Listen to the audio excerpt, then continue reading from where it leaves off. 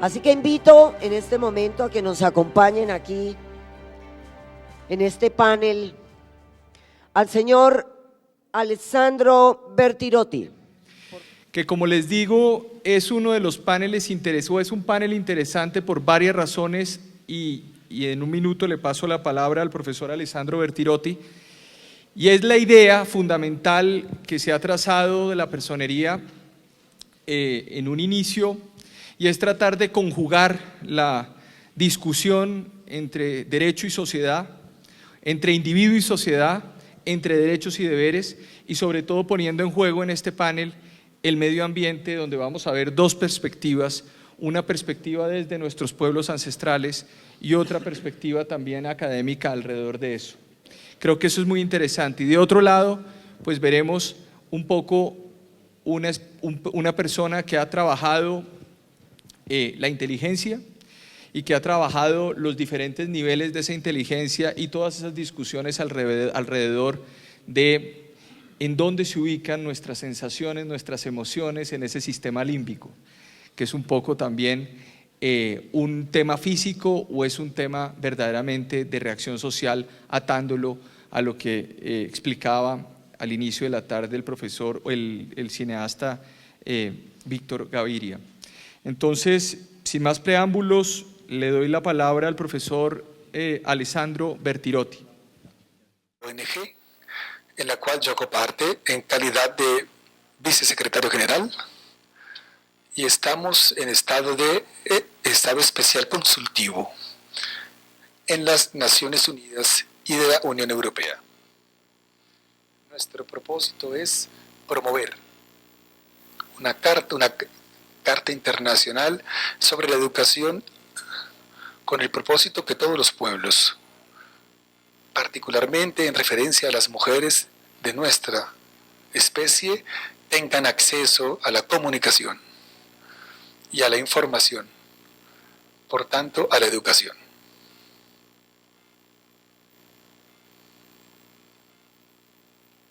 Si pudiéramos mirar desde nuestro interior la conciencia de los demás, ¿juzgaríamos a las personas mucho más por sus sueños, más que por sus pensamientos? Vamos a descubrir por qué me permito citar a Víctor Hugo en su obra Los Miserables, quien ya ha sido nombrado durante la jornada, durante nuestra escucha, durante el día. Esta es una diapositiva en la cual vemos cómo funciona el ser humano. En todos los lugares del mundo, desde siempre ha sido así. Es un concepto universal biológico que es un común denominador entre todos nosotros. Cada ser humano, vean hacia arriba, es un agente. Él actúa, construye, hace. El hombre es homo faber.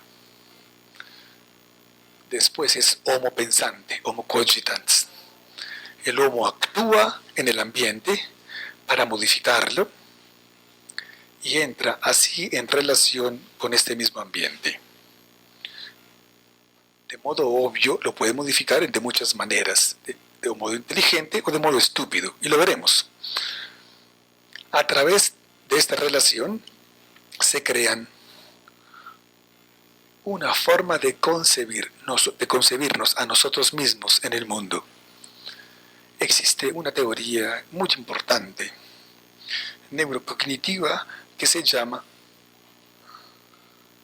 la mente encarnada.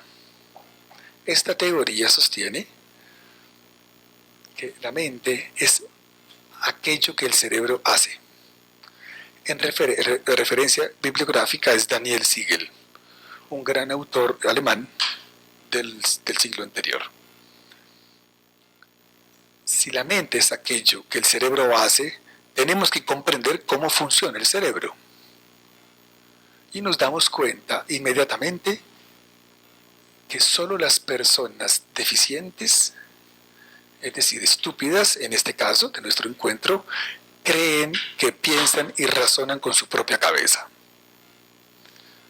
no se reflexiona con la propia cabeza, se reflexiona con la cabeza de los demás. Ser conscientes de este procedimiento, de este proceso, es muy doloroso. Pero nosotros vivimos 9 meses en la barriga, o es decir, en la cabeza de nuestra mamá. La naturaleza ha hecho de tal manera que nuestro cerebro esté siempre doble, tenga una concepción, una dimensión doble. Lo vamos a descubrir por qué. La memoria es un factor muy importante porque la memoria nos permite unir el pasado con el futuro. Muchas personas creen que viven en el presente. No es verdad. Cada uno de nosotros actúa para cambiar algo sobre su propio futuro. Y gracias a este cambio, está ya cambiando el presente. La mente humana es siempre proyectual, crea de proyectos, es decir, proyectar es una palabra que deriva de la lengua latina, pro, a favor de, gettare, que quiere decir crear un puente. Quien hace proyectos une, vincula dos cosas que son aparentemente divididas. Es importante que lo vemos en la próxima diapositiva. Entender es entonces que la memoria es el único modo que nos lanza hacia el futuro. No puede existir futuro en ninguna especie si no estamos en capacidad de ver aquello que está detrás de nosotros. Este es un estudio en italiano que realmente fue elaborado por científicos americanos, que apareció sobre la ciencia y tecnología, que demuestra cómo en nuestro cerebro existen dos áreas diversas. Cuando utilizamos la memoria, existen ciertas áreas que recuerdan algunas cosas que están en el pasado y que quedan en el pasado. Y existe otra área del cerebro que sirve para recordar algunas cosas que sean útiles para pensar nuestro futuro. Entender cómo funciona el cerebro nos permite comprender a todos que los neuronas son todos solidarios entre ellos, todas solidarias entre ellas las neuronas. Es el comportamiento humano que es estúpido y que se aleja de las neuronas. ¿Y quién es inteligente? No es claro que se comporte en modo inteligente. Hay una diferencia entre el comprender y el hacer. Y esta diferencia es muy importante, porque si no hubiera, no funcionaría una capacidad de nuestra mente que se llama voluntad. Si no fuera así, no existiría la voluntad. Inteligencia deriva de la voz latina, que quiere decir intus leer, intus leggere, que quiere decir ver más allá de la apariencia de las cosas, ir dentro, superar las formas. Y hoy nosotros vivimos en un mundo hedonístico, donde todo prácticamente es forma. Y creemos además que la apariencia es la substancia. En realidad, la persona que es inteligente va más allá de aquello que ve. Esta característica es una exigencia del cerebro humano en todas las culturas. En todas las latitudes y en todas las longitudes. Es muy importante darse cuenta que estamos hablando en este momento de la humanidad. En cuanto Homo sapiens sapiens, que cambia y que modifica su modo de ver con base en la cultura y en la educación. Pero los procesos cognitivos el modo en el cual funciona nuestro cerebro es idéntico para todos.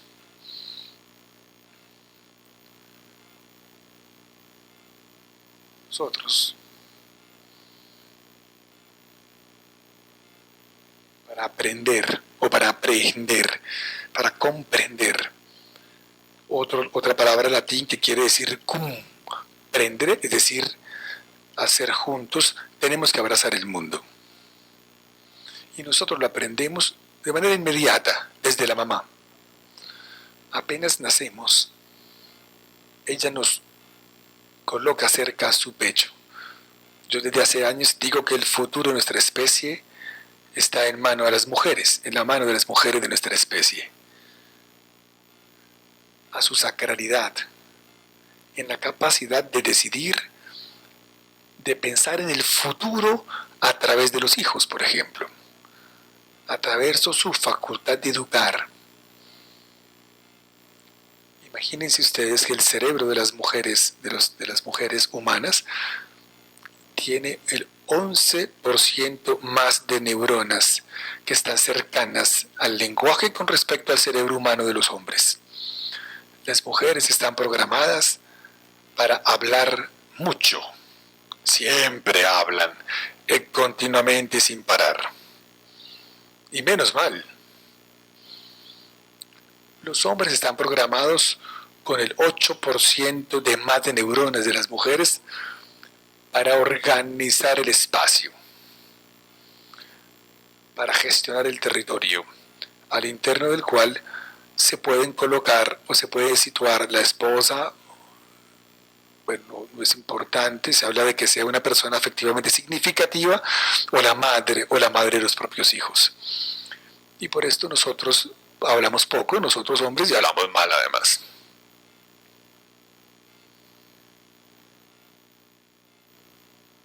Cuando nos concentramos sobre algo, y esta es la atención, nosotros pensamos en el futuro. Es decir, yo estoy atento a algo cuando aquello que estoy aprendiendo, que estoy mirando, modifica mi comportamiento en el futuro.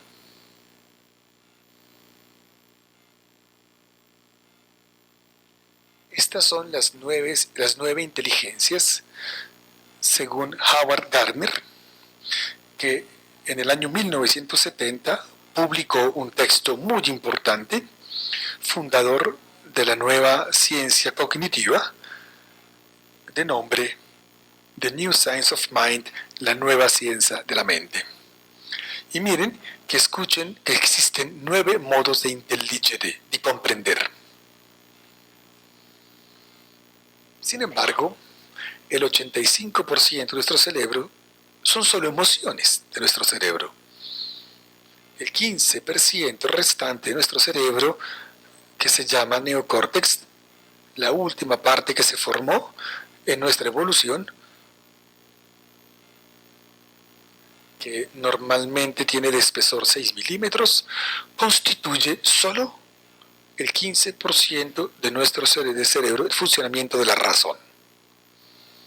Entonces, la estupidez nace del modo en el cual nosotros tratamos las emociones. La estupidez nace de cómo la corteza es en relación constante y continua con las propias emociones. Emocionarse quiere decir transportar hacia afuera, quiere decir ir de adentro hacia afuera, y no existe comprensión de las cosas sin emociones. En mi libro llamado La mente ama, digo que podemos conocer solo aquello que amamos. De otro modo, no es posible el conocimiento. Existe repetición memórica de la memoria que no sirve para nada. Las personas que utilizan las emociones de manera estúpida son excesivamente seguras en sí mismos de tener razón siempre. Y en la ciencia son muchos los científicos que creen tener la verdad y que son megalómanos. El comportamiento de aquella persona que cree tener la razón o la verdad y quien contrata en Facebook: yo no cambiaré nunca, acéptame como soy. Quiere decir que eres estúpido total, porque todos nosotros cambiamos continuamente. Deo gracias, gracias a Dios. De otro modo, estaríamos como cuando teníamos 18 años. La mente está siempre en cambio constante, porque se crea por la relación entre mi cerebro y el encuentro con los otros, con otros cerebros. Sócrates decía en el oráculo de Delfí: conócete a ti mismo. Yo digo: conoce a los demás y después conócete a ti mismo. El atro es un espejo para nosotros. Cuando una persona reflexiona, el verbo reflexionar, de cual hemos hablado hoy varias veces, quiere decir que se coloca delante de un espejo, se queda quieto, porque si va muy rápido no se puede ver, como en estos tiempos que todo es rápido, y se mira. Para ser reflexivos hay que tener calma, silencio, encontrar el espejo en la escucha del otro. Y una persona inteligente no dice tengo razón, y cuando escucha, calla las propias verdades. No las expresa, porque si las expresa, sabe que está vehiculando o orientando la verdad de los otros. En la ciencia, Popper, grande epistemólogo del siglo pasado, nos enseña que la ciencia es válida, una teoría es válida, si puede ser falseada. Si existe otra teoría que dice que aquello que se le ha dicho antes ya no es verdad o ya no responde a la realidad. Si Copérnico no hubiera hecho en este modo, creeríamos todavía aquello que decía Ptolomeo. La diferencia entre un paradigma de la ciencia y un dogma religioso es que el paradigma se falsifica, en cambio el dogma no falsifica. Esta es la diferencia, es así, o lo aceptas o no lo aceptas.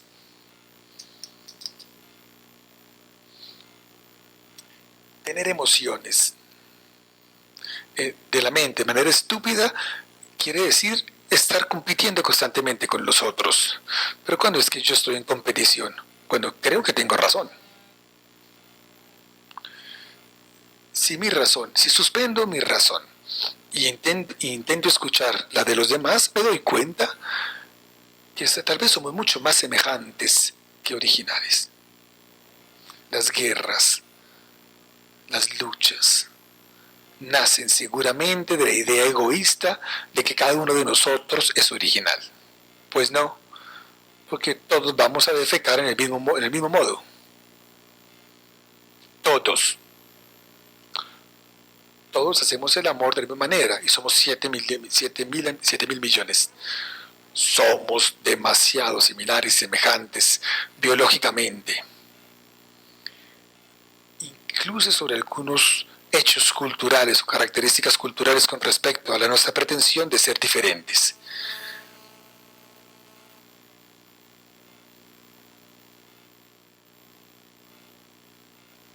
Yo con esto termino. Estuve muy veloz porque no quiero abusar de la paciencia de ustedes, pero quiero terminar con la ayuda de una gran mujer,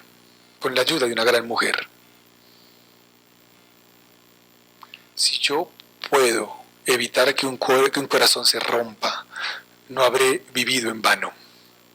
Si seré capaz de aliviar una vida, o de curar una pena, o ayudar un pájaro caído a volver a su nido, entonces no habré vivido en vano. Emily Dickinson, 1864, y muchísimas gracias.